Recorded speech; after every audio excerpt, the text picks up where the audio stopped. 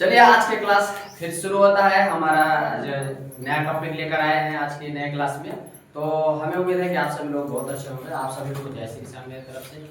और तैयारी की जो पहुंचे हैं वो आप धीरे धीरे अपनी ऊंचाई छू रहा है, तो आप भी अपनी ऊंचाई को जो है बनाए रखिएगा और तैयारी थोड़ा बेहतर तरीके से करते रहिए, क्योंकि झारखंड से 50 क्वेश्चन आना है और उस 50 क्वेश्चन के लिए आपको रात दिन एक करके पढ़ना होगा, तभी वो संभव है, अन्यथा संभव नहीं है। हमें उम्मीद है कि आप अगर आप लगातार अगर वीडियो को आप देख रहे होंगे ना, तो आपको बहुत चीज़ें समझ में आ जाएगा। ठीक है, तो चलिए हम लोग क्लास को बिना देर किए हुए जो है ना अपने टॉपिक पे चलते हैं, क्योंकि पढ़ेंगे तभी आगे बढ़ेंगे। चलिए आज हम लोग पढ़ेंगे झारखंड में जनजातीय विद्रोह, जो आपको पता होगा कि एग्जाम के लिए पॉइंट ऑफ व्यू बहुत ज़्यादा जरूरी है। ठीक है, तो इससे पहले कुछ नोट पॉइंट्स है जिसको पिछले कक्षा का कुछ चीज़ें बच गया था जो लिखना था, जो हम आपको बता देते हैं। 1778 ईस्वी में रॉबर्ट ब्राउन ने झारखंड में प्रशासन हेतु एक बृहद योजना प्रस्तुत किया था। तो आपसे पूछा जाएगा कि 1778 ईस्वी में झारखंड में बृहद योजना की शुरुआत किसने किया था? Robert brown. तो रॉबर्ट ब्राउन कब किया था? नोट अगला नोट नंबर 2 है, झारखंड क्षेत्र का प्रथम नागरिक प्रशासक, यानी कि झारखंड क्षेत्र का प्रथम नागरिक प्रशासक किसे नियुक्त किया गया था? चैपमैन को जो है ना झारखंड क्षेत्र, याद रखिएगा दोनों के दोनों जो है ना यही है सुना, ये आपके एग्जाम पॉइंट ऑफ व्यू की दृष्टि से चैपमैन। तो झारखंड क्षेत्र का प्रथम नागरिक प्रशासक किसे नियुक्त कर दिया गया था? चैपमैन नियुक्त कर दिया गया था। हमारे आज का क्लास जो यहाँ से शुरू होता है मुख्य रूप से झारखंड में जनजातीय विद्रोह। झारखंड में जनजातीय विद्रोह अगर हुआ तो कारण क्या था? यहाँ पे कारण लिखा हुआ है। कारण 3 थे, 3 कारण से हुए थे। कितने कारण से हुए थे? ये परीक्षा में पूछा गया है 2024 में जब जाती हुआ था जेपीएससी के एग्जाम थे, यह सवाल पूछा था, तो ध्यान रखिएगा आपको भी पूछेगा। तो कारण क्या था? तो 3 कारण थे। पहला था राजनीतिक कारण, दूसरा आर्थिक, तीसरा सामाजिक और सांस्कृतिक। यानी कि पहला राजनीतिक, दूसरा आर्थिक, तीसरा सामाजिक सांस्कृतिक कारण थे। समझ में आया? इन तीनों कारणों में सबसे बड़ी क्या था? राजनीतिक दबाव होने के कारण जो है उनका जो है मनमौजी उनके अनुसार जमीनी पर अधिकार कर रहा था। आर्थिक स्थिति के कारण जो था, आर्थिक मतलब उनके कमजोरी होने के कारण उनको सबसे ज्यादा सताया जाता था। सामाजिक और सांस्कृतिक रूप से उनको जो है समाज में उनका कोई वैल्यू नहीं होता था, और ना ही उनको सांस्कृतिक कोई कार्यक्रम में उनको भाग लेने दिया जाता था। ये मुख्यतः कारण थे, क्योंकि उनके मतलब होता का आप फलाने जाति से संबंधित है, इसलिए उनको जो है ना कहा जाएगा ना जातिहीनता हो जाती थी। समझ में? तो समाज शास्त्र में यही सब चीजें पढ़ाना रहता है। आइए आगे कीजिए। हमारा पहला सवाल आ जाए, मतलब हमारा पहला जो शुरू होने जा रहा है उस विद्रोह का नाम है ढाल विद्रोह। याद रखिएगा एग्जाम में बहुत ज्यादा इसका महत्व है। ढाल विद्रोह ये हुआ कब था? तो ढाल विद्रोह की शुरुआत 1777 तक। ध्यान रखिएगा सुना कहने का मतलब है ना कि जो डेट है ना बहुत इंपॉर्टेंट है। एग्जाम में डायरेक्टली डेट पूछता है कि ढाल विद्रोह की शुरुआत कब हुआ था। तो आपको बताना है कि 1767 से लेके 1767 1767 1767 क्या चीज? यानी कि 1767 से लेके 1777 से चला, यानी कि 10 साल तक ये विद्रोह लगातार चला था। अंग्रेज के विरुद्ध यह प्रथम विद्रोह था, यानी अंग्रेज के विरुद्ध प्रथम विद्रोह था। ये क्यों था? क्योंकि जब ये अंग्रेज के प्रथम विद्रोह होने का मतलब ये हुआ कि सिंहभूम क्षेत्र में अंग्रेज का प्रवेश था और ढाल विद्रोह मौजूद था। यस या नो? हाँ या नहीं? यानी कि अंग्रेज का प्रवेश हुआ, यानी कि अंग्रेज का प्रवेश जो 1767 में सबसे पहले सिंहभूम में हुआ था। और सिंहभूम में उस समय कौन सा वहाँ पे विद्रोह चल रहा था? ढाल विद्रोह चल नहीं रहा था। अंग्रेज जब आए ना तब ढाल विद्रोह की शुरुआत हुई वहां से, उन्हीं लोगों के लिए स्पेशल हुआ था।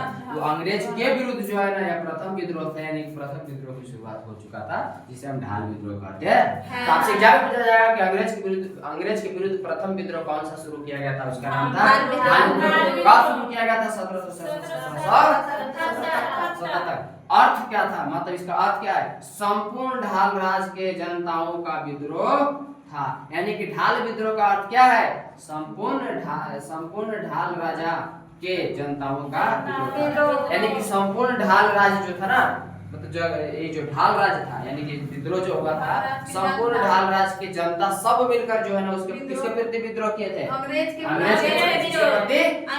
प्रति इन्होंने विद्रोह किया था।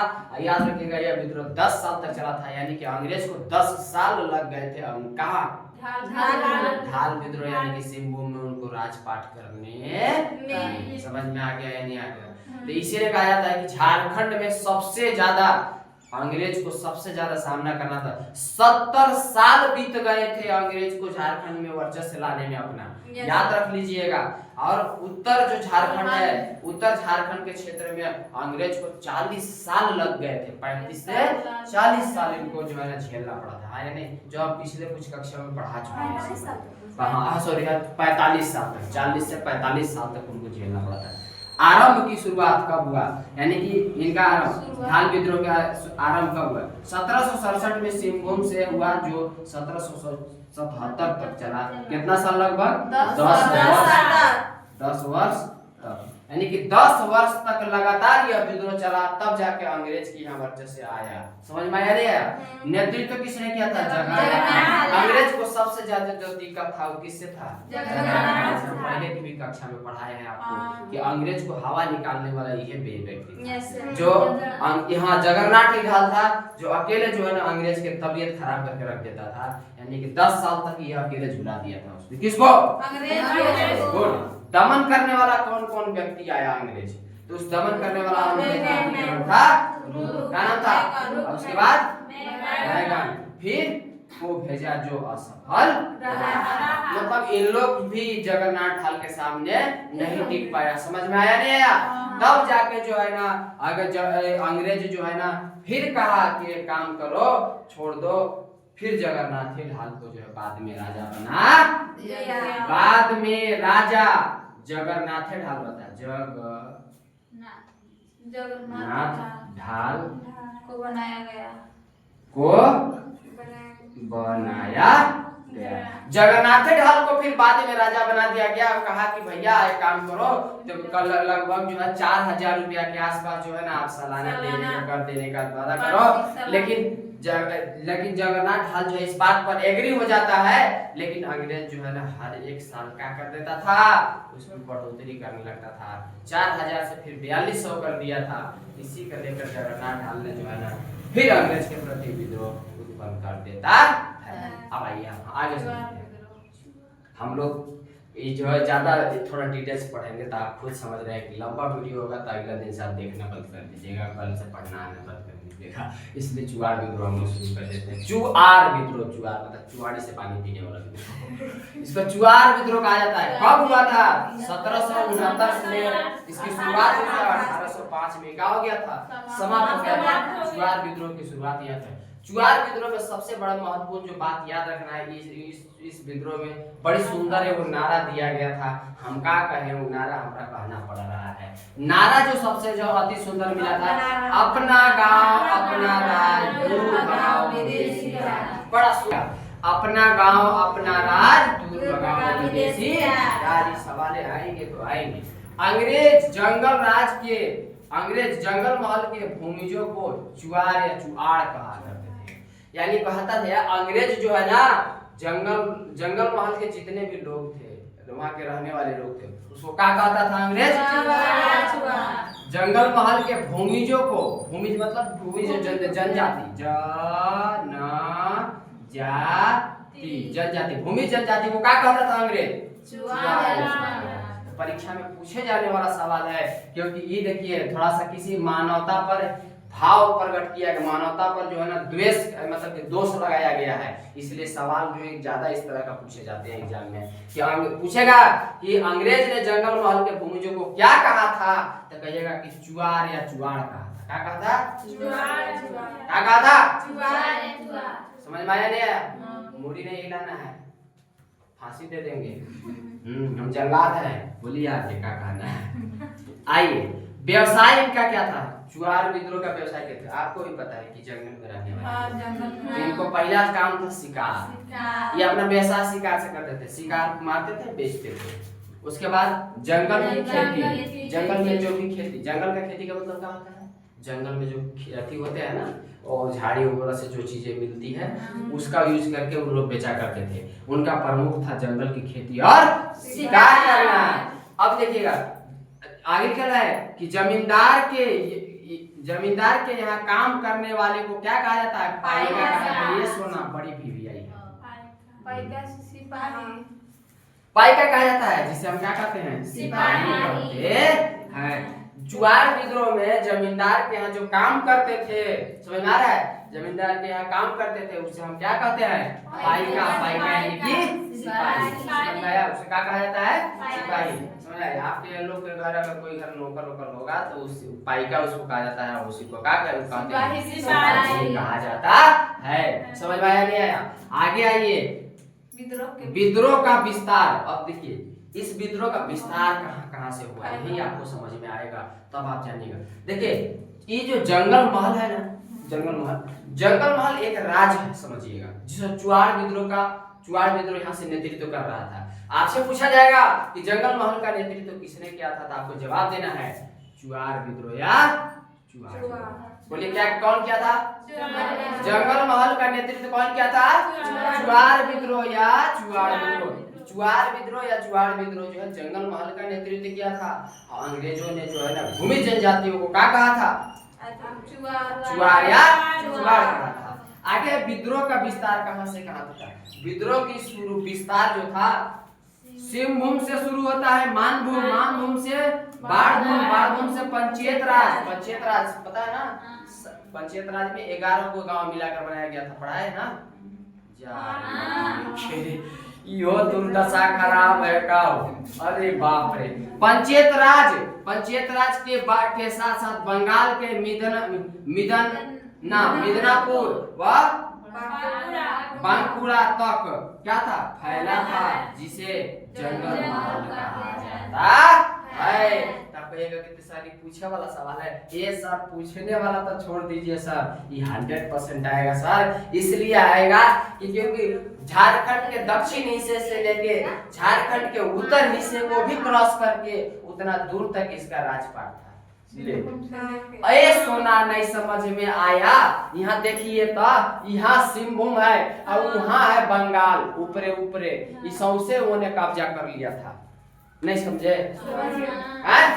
इसका कब्जा देखिए, सिंहभूम, मानभूम, बाढ़भूम, पंचायत राज और बंगाल के मिदनापुर और बांकुड़ा गांव तक जो है ना वहां तक अधिकार करके रखा था। अब पता है एग्जाम में एकरा जरूर पूछा है, कहा है कि बताइए कि चुआड़ विद्रोह का विस्तार जो है ना बंगाल के किस स्थान तक जो है ना तक था, ये पूछा गया सवाल है।